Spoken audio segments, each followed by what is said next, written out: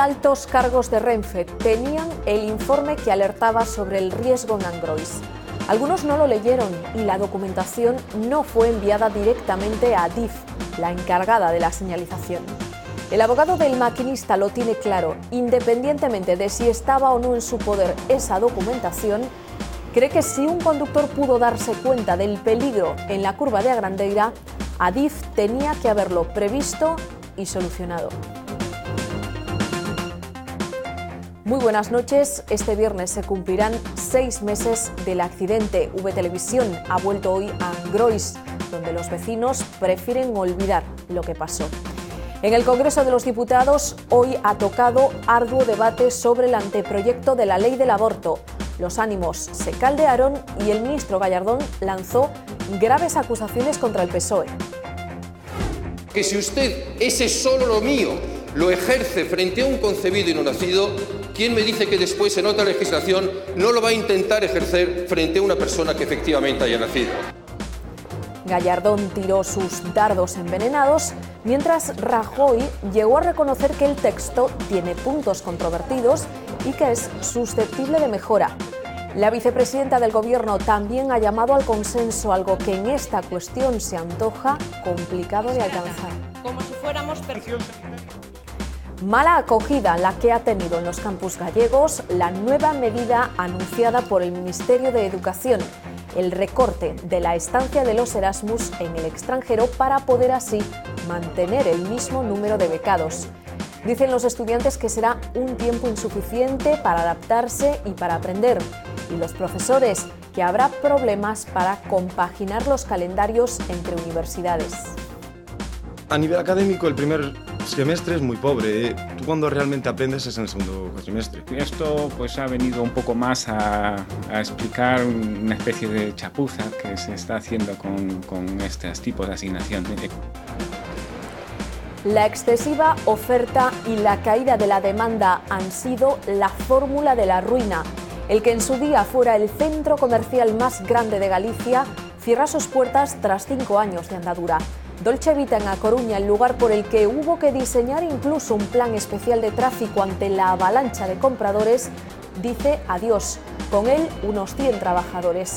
Ahora queda la duda sobre qué pasará con el edificio, destinado a ser, si nadie lo remedia, otro esqueleto de cemento víctima de un boom tocado de muerte. Hay muchos comercios y al haber muchos comercios pues alguno tiene que cerrar. Tienes el Dolce Vita aquí y el Marineda está allí, cuando el Marineda es enorme y tiene de todo.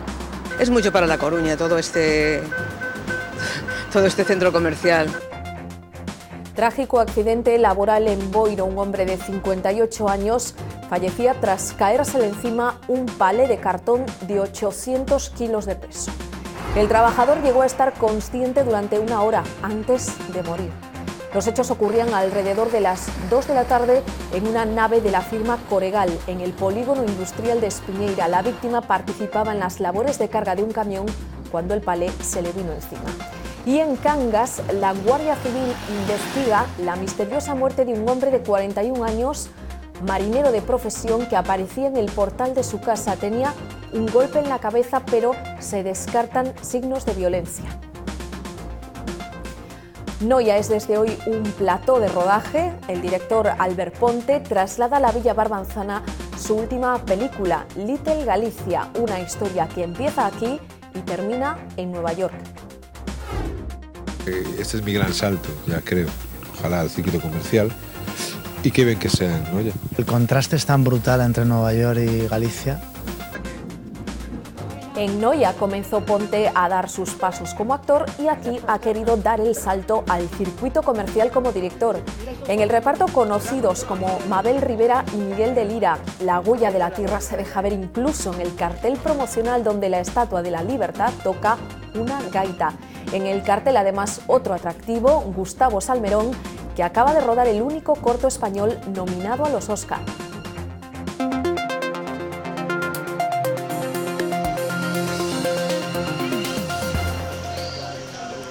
Nueve altos cargos de Renfe conocían el informe del jefe de máquinas de Ourense, un documento donde se alertaba del peligro de la curva de Agrandeira. Pero la operadora ferroviaria insiste en que la información nunca llegó por los cauces oficiales. De hecho, ni siquiera fue trasladada a Adif, la encargada de cambiar las señales en la vía.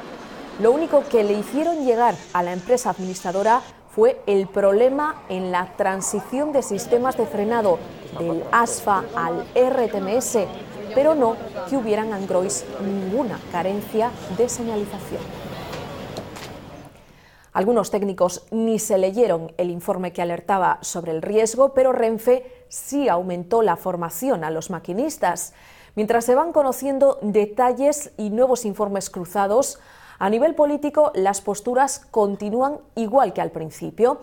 PP y PSOE siguen creyendo que no es necesaria una comisión de investigación al margen de la instrucción judicial.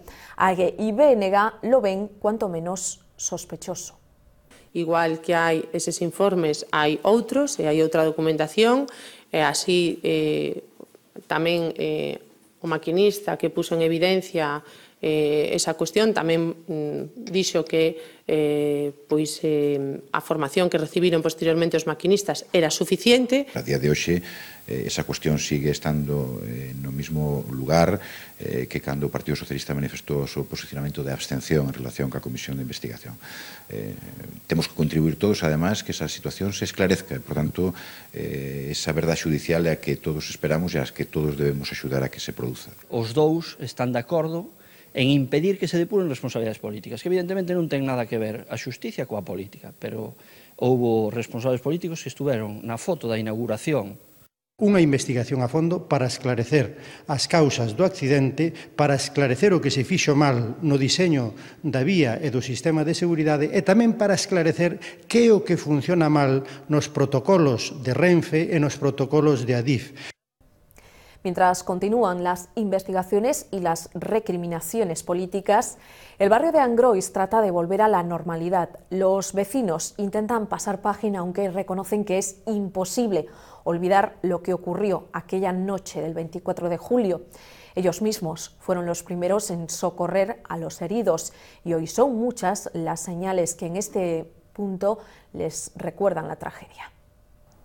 Hace casi 6 meses este barrio se convertía en el epicentro de una tragedia en la que 79 personas se dejaron la vida. Hoy hemos querido volver a Angrois, donde la tranquilidad es solo aparente. Aquel accidente del Albia cambió totalmente este barrio y sobre todo cambió a sus habitantes, porque en Angrois ya nada es igual, aunque lo intentan. No es fácil, a pesar de que la plaza ha dejado de ser aquel hospital de campaña en el que se atendía a los heridos. El banco en el que el maquinista lamentaba lo ocurrido está ahora vacío. Las vías en las que el tren se convirtió en una trampa mortal están ya libres. Han pasado 6 meses, pero no les resulta fácil olvidar. No, porque aquí vayan todos os días vayan os coches aquí a mirar, eu non sei que vayan mirar agora, claro. No quieren hablar del accidente que les cambió la vida, ni en público ni entre ellos. Su frase, queremos pasar página, pero les resulta imposible. Siguen recibiendo homenajes a los que empiezan a decir que no. Las flores y los mensajes se acumulan. Un cruceiro recuerda a los fallecidos y el campo de la fiesta ha dejado de serlo. Hasta el palco ha desaparecido, ya no hay música. Los vecinos prefieren no mirar atrás, pero reconocen que Angrois es ahora un barrio triste que sigue mirando a las vías, porque el tren sigue pasando por Agrandeira, pero frena drásticamente antes de llegar a la curva. Hablamos ahora de otro accidente, el del metro de Valencia en el año 2006, en el que murieron 43 personas. En el juicio solo se apuntó como el culpable al maquinista, que también falleció en ese siniestro por exceso de velocidad. Ahora que la audiencia ha decidido reabrir el caso por tercera vez, las víctimas tienen muchas esperanzas puestas en la justicia. Creen que se ocultaron de manera deliberada los informes sobre averías previas. Son muchos años, son 7 años y medio, en momentos como este, pues bueno. La emoción. Por una parte es el sentimiento de lo teníamos que haber tenido desde el momento cero, esta es la respuesta que nos merecíamos en el momento del accidente, no 7 años y medio después. El dolor. Este accidente era previsible y evitable y nosotros podíamos tener a nuestros familiares vivos. La rabia. Hasta ahora la verdad es que nos sentíamos muy abandonados y muy desprotegidos. Podrían haber sido 6 años muy diferentes si las cosas se hubieran hecho de otra manera. Y por fin, cierto alivio. Lo único que puede dar cierta dignidad y cierto consuelo a los afectados es que se nos trate con honestidad. Sí que es verdad que parece que como que se reconoce un poco que nuestra lucha era una lucha legítima. Es lo que sienten hoy las víctimas del accidente de metro de Valencia de 2006. El siniestro le costó la vida a 43 personas y dejó heridas a 47. La investigación se cerró culpando al conductor por exceso de velocidad. Ahora la Audiencia Provincial de Valencia ordena reabrir un caso que aún suscita dudas entre los familiares. Esperamos que una investigación se llegue hasta el final, en todo lo posible, para despejar las dudas de qué ocurrió ese día. Una investigación que les dé, dicen, algo de paz. En el Congreso de los Diputados hoy ha habido de todo menos paz. El debate sobre el aborto ha caldeado el ambiente y eso que el anteproyecto todavía no ha llegado a la Cámara. Rajoy ha admitido que el texto tiene puntos controvertidos. Gallardón ha subido el tono para acusar a los socialistas de egoísmo. El ministro ha dicho que teme lo que el PSOE pueda legislar contra los ya nacidos cuando llegue al gobierno. Los técnicos tomaban la temperatura del Parlamento, lo hacían muy temprano y lo hacían antes de que saliera el tema por el que justamente el termómetro se disparaba. El enfrentamiento sigue subiendo de escala con el aborto y el presidente del gobierno reconoce por primera vez que en la citada ley hay algunos puntos que sin duda alguna son controvertidos. Abre la puerta esta vez de par en par al debate y expone cómo quiere el gobierno que acabe lo que todavía es un proyecto de ley. Que sea acorde con la doctrina constitucional, respetuosa con los derechos de todos y que valga para la mayoría de la sociedad. Esa es la voluntad del gobierno. No podemos tener una postura profundamente egoísta, consistente en decir solo valen mis derechos, porque si usted ese solo lo mío lo ejerce frente a un concebido y no nacido, ¿quién me dice que después en otra legislación no lo va a intentar ejercer frente a una persona que efectivamente haya nacido? Al llegar el turno del Partido Socialista, su portavoz en el Congreso realizó el ataque directo. Ustedes las humillan, restringen su libertad. Díganos cuál es su posición política en todo esto. Yo no denigro sus posiciones y, sin embargo, señoría, usted insulta a todos los que no comparten la suya. Solo desde el respeto se puede constituir y se puede construir el consenso. De nuevo la vicepresidenta saca la palabra consenso. Bueno, pues por si la reforma del aborto no concitase ella sola suficiente polémica, el Gobierno de Aragón ha convocado un concurso de cortometrajes por la vida. Lo ha hecho a través de la página web de la Consejería de Educación, organizado por 2 entidades privadas y destinado a chavales de entre 14 y 18 años. Los trabajos deben defender la vida del no nacido y animar a las mujeres a tener un hijo ante un embarazo no deseado. Subir el IVA normal del 21 al 23% y el reducido del 10 al 13%. Incrementar también los tipos especiales sobre tabaco y alcohol y los impuestos verdes. Es lo que propone la comisión de expertos que asesora al Gobierno en la reforma del sistema tributario. Este, de momento, se desmarca. No se subirá, dice Montoro, porque bastará con lo que se ingrese gracias al aumento del consumo. En el borrador que están elaborando y que será presentado en febrero, esos expertos aconsejan también suprimir la deducción por la compra de vivienda y cobrar un recargo a los propietarios, bajar el IRPF a los trabajadores y reducir el impuesto de sociedades a las empresas. El Gobierno no tiene ninguna intención de subir el IVA. Y ya hemos subido el IVA en esta legislatura y, por tanto, del IVA lo que esperamos es tener mayor recaudación a medida que aumente el consumo. Ese aumento del consumo encaja desde luego con el optimismo en el que insiste el Gobierno de Rajoy en los últimos días. Hoy el presidente ha vuelto a asegurar que ve el futuro e incluso el presente con esperanza. Eso sí, ha reconocido que el dato de paro juvenil es inaceptable. Esa cifra del 50% de desempleados menores de 25 años, se la recordaron ya Obama y el FMI y hoy mismo los expertos del Foro de Davos. Aunque las cifras de desempleo en Europa y en particular en algunos miembros como España siguen siendo inaceptablemente elevadas, creo que podemos decir que lo peor ya ha pasado y que hemos empezado a transitar por la senda de la recuperación. La señora Lagarde el otro día dijo, cuando le fuiste a ver, que estaba muy satisfecha de las reformas que había usted hecho y se refirió a 2, a la laboral y a la de pensiones. Y es verdad, señor Rajoy, las ha hecho usted. Una reforma laboral que cuando bajaba la economía permitió hincharse a despedir a los empresarios porque abarataron el despido. Y cuando la economía salió de la recesión, lo que ha creado son empleos a 500 euros, 12 horas de trabajo, precariedad. Hablaba Rajoy de paro juvenil en un día en el que los estudiantes vuelven a estar indignados. El Gobierno ha anunciado que finalmente mantendrá las becas Erasmus, pero a cambio de acortar su duración de 8 a 6 meses. Un curso partido en el que habrá que acompasar calendarios y apurar el aprendizaje al máximo.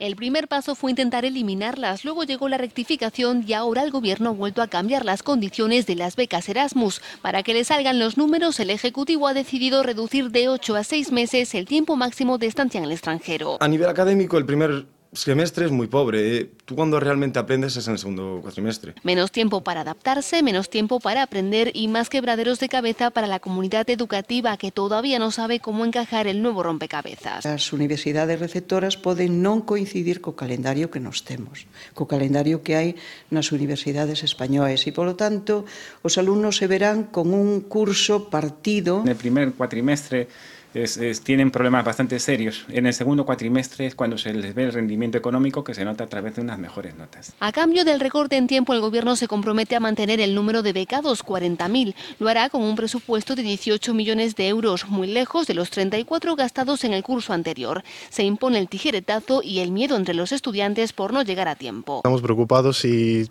se supone que esto puede ir a más. Y que a lo mejor las ayudas no llegan suficiente para vivir. Creo que non son realmente conscientes da importancia que ten na formación. Y todo en un contexto en el que Europa haya mostrado su intención de reforzar y defender este tipo de ayudas. Aproveitando que me comunicaban que en marzo... A esos recortes se refería hoy el consejero de Educación, Jesús Vázquez, en una visita al Centro de Formación Profesional As Mercedes de Lugo. Vázquez dejó claro que las comunidades todavía no han recibido ningún dato oficial desde el Ministerio sobre ese tema de las becas Erasmus, pero cree que no habrá reducción en la cuantía destinada a los estudiantes.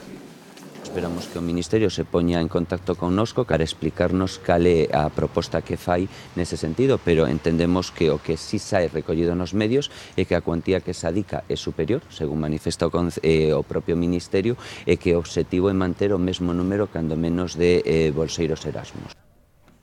En su día fue el centro comercial más grande de Galicia, pero ni aún así se ha salvado de la quema. El coruñés Dolce Vita echará el cierre en apenas 11 días y después de 5 años de andadura. La dura competencia y la falta de clientela se encuentran detrás de una clausura que deja muchas dudas en el aire. Son los últimos clientes del Dolce Vita. Tras 5 años de vida, el centro comercial coruñés cerrará sus puertas el 31 de enero. Lo hará tras meses peleando por subsistir con tan solo 12 de sus 170 locales abiertos. Está vacío casi.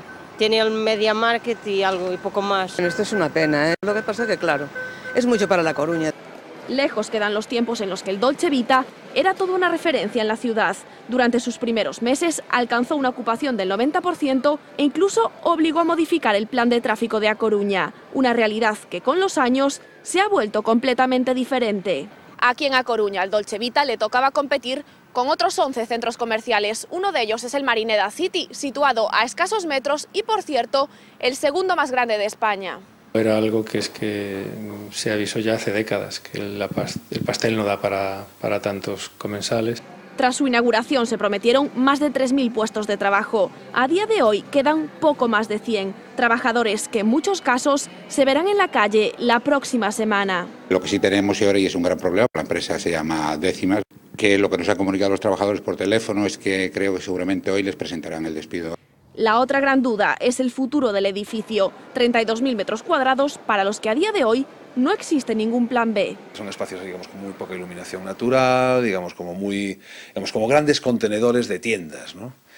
Entonces, ¿qué hacer ahora? Pues no lo sé. También todo dependerá de quién desee esos terrenos. Terrenos que en apenas 11 días quedarán convertidos en otra mole de cemento vacía. El ERE en Coca-Cola no afectará a Galicia. La compañía estadounidense se ha comprometido no solo a mantener el empleo de su fábrica de A Coruña, sino que ha asegurado que prevé aumentar la plantilla y la producción en los próximos meses, aquí y en otras 7 factorías. En el conjunto del país, el ERE supondrá el despido de 750 trabajadores y la recolocación de otros 500. Primeras reacciones del sector agrario tras la aprobación del reparto de fondos de la nueva PAC. Según el sindicato Unións Agrarias, Galicia solo recibirá 170 millones cuando le deberían corresponder 700. Eso sí, si se hubiese tenido en cuenta como agricultor activo aquel que puede justificar que al menos la mitad de sus ingresos procede de la actividad ganadera. Porque é moi difícil explicarlle a un ciudadano que os cartos que el paga cos seus impuestos para axudar a agricultores e gandeiros podan ir dirixidos xa non só a terratenientes, senón a persoas que nin lle dedican unha sola hora do seu tempo nin teñen un 1% dos seus ingresos da agricultura. Con todos estes datos nos damos por satisfeitos, quere dicirse que non entendemos de que iba esta PAC. Y sobre el futuro de Navantia hablaba esta mañana en Madrid Núñez Feijóo. De visita a la Feria de Turismo Fitur, ha asegurado que confía en que el astillero de Ferrol tenga carga de trabajo antes de que termine el trimestre. El presidente de la Xunta ha mostrado de nuevo su total seguridad en que Pemex cumplirá sus compromisos en relación a los floteles prometidos, uno de ellos para Ferrol. Ahora falta, según Feijóo, que la SEPI y la propia Navantia cumplan con su parte y consigan traer carga de trabajo adicional a las gradas ferrolanas.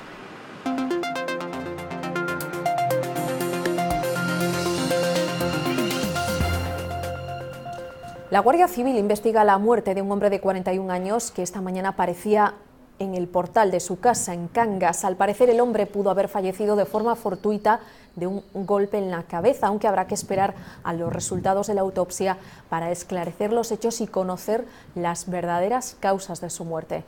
El hombre, que había trabajado como marinero en el Gran Sol, estaba viviendo con su madre y con su tío. La buscaban desde el pasado miércoles y esta mañana su cuerpo aparecía en un río. Se trata de María, la señora de 79 años que había desaparecido de su casa de Rivadavia. Hoy efectivos del Grumir han encontrado su cadáver en Cortegada, en el río Avia, a su paso por el balneario Viejo. La anciana vivía sola, se había montado un amplio dispositivo de búsqueda en todo el municipio.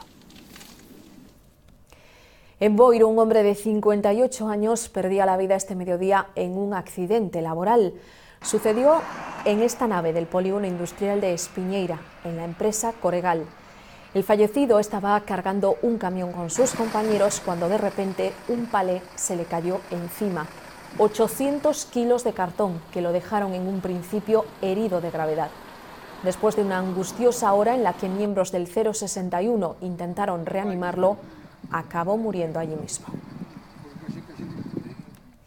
Empezaban hoy las clases de una manera muy sobresaltada en el Instituto Ángel Casal de A Coruña. Pasaban unos minutos de las 8 de la mañana cuando el centro tenía que ser desalojado. La mala combustión de una caldera obligó a 700 alumnos y a sus profesores a poner pies en polvorosa. La avería causó una gran humareda y un fuerte olor a quemado que se coló en las aulas. La unidad contra incendios refrigeró la zona de la caldera y comprobó que había una acumulación de gases. Una vez hecha la revisión, sobre las 9 los alumnos volvieron a clase. Está acusado de construir el mayor centro de producción de monedas falsas de Europa de los últimos 3 años.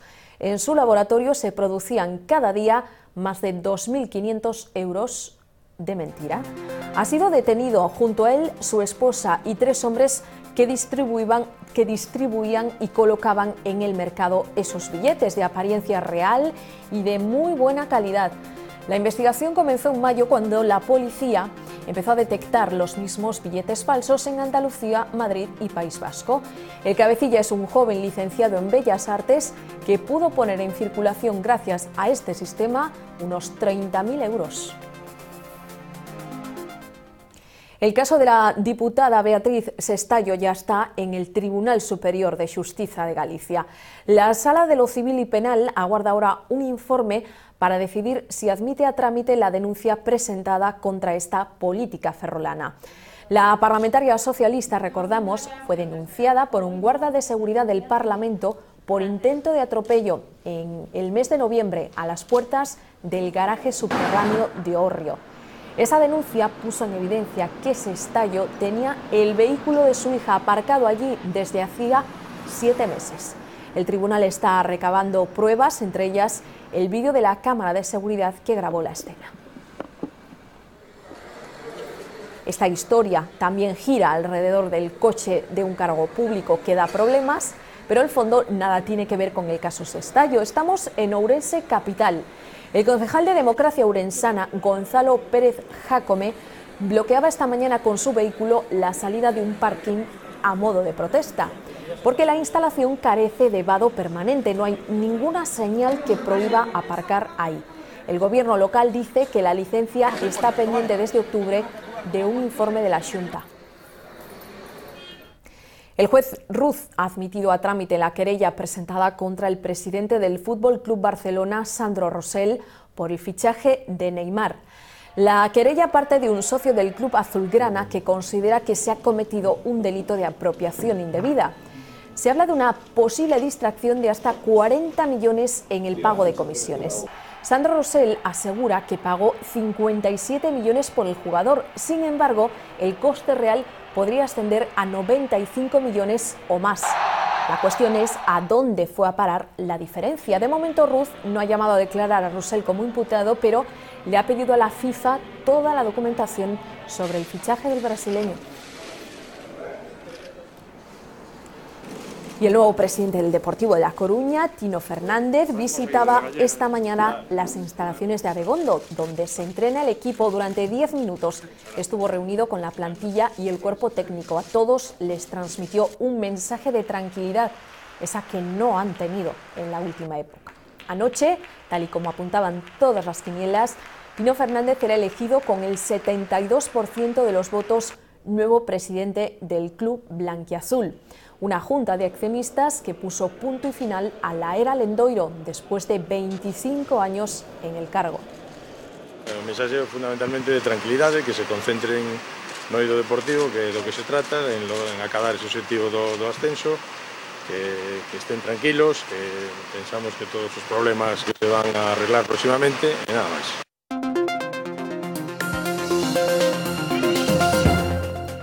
Hoy ha comenzado en Noia el rodaje de la última película del director Albert Ponte, una historia que transcurre entre la villa de Barbanza y Nueva York. Según el director, una historia creada por un gallego para todos los gallegos. Es una de las escenas principales de la película Little Galicia. En estas calles de Noia empieza una persuasión que acabará con los protagonistas en Nueva York. Si hubiese buenos y malos, yo sería el malo, él sería el bueno. Ya se nos ve la cara, además, ¿no? Todos somos un poco buenos y un poco malos. Así es Little Galicia, una historia de contradicciones y de mentiras. Sin la mentira, esta película no existiría.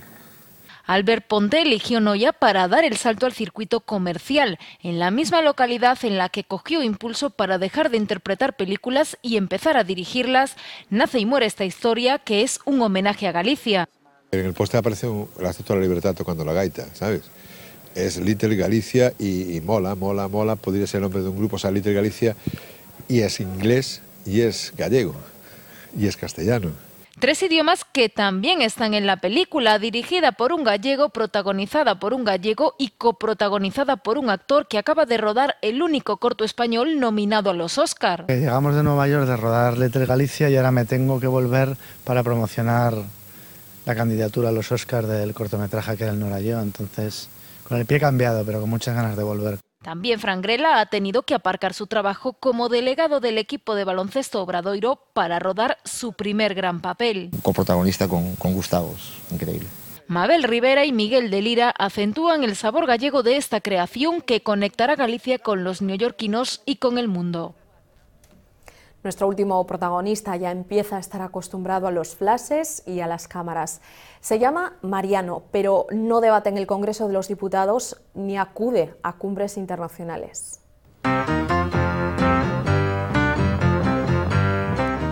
Se trata del ejemplar del lobo marino que ha tomado Malpica por su nuevo hogar. Allí se le puede ver a diario, primero dándose un atracón de pescado que él mismo captura y después reposando durante varias horas en la rampa del puerto. Consigue no solo la atención de marineros y vigilantes, sino también de las gaviotas, que esperan pacientes alguna migaja de todo lo que come esta foca gris de entre 3 y 4 meses. Desde el CEMA aseguran que está bien de salud. Lo que no sabemos es si estará demasiado conforme con cómo lo han bautizado.